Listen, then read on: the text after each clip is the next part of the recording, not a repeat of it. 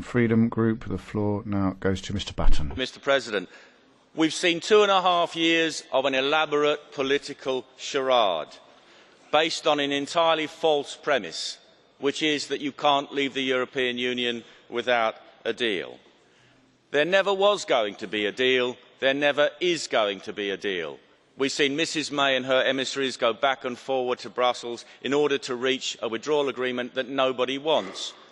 The Remainers don't want it because they don't want to leave. The Leavers don't want it because under it we don't really leave. And what is the purpose of it all, which has now been extended? It is to wear the British people down to the extent where they accept defeat and surrender, and the result of the referendum is overturned. Well, not for the first time, I found myself agreeing with something that Mr Verhofstadt said. He said, how to break the deadlock. In the British Parliament, we need a majority in favour of something. Absolutely right, Mr Verhofstadt.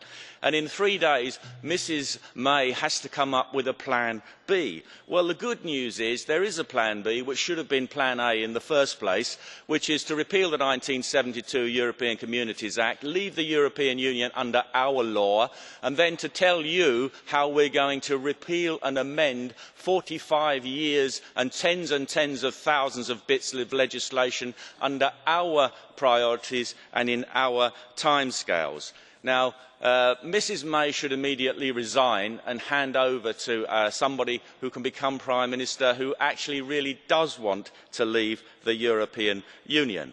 And Parliament, the British Parliament, has the opportunity to redeem itself. If it betrays the result of the referendum, then it will destroy what remaining belief or faith there is in our democratic system, which isn't very high to start with. But they can turn things around if they want to. They can take the initiative. They can stop asking you how we can leave, and they can start telling you how we're going to leave. And I can tell you that the British people will never surrender.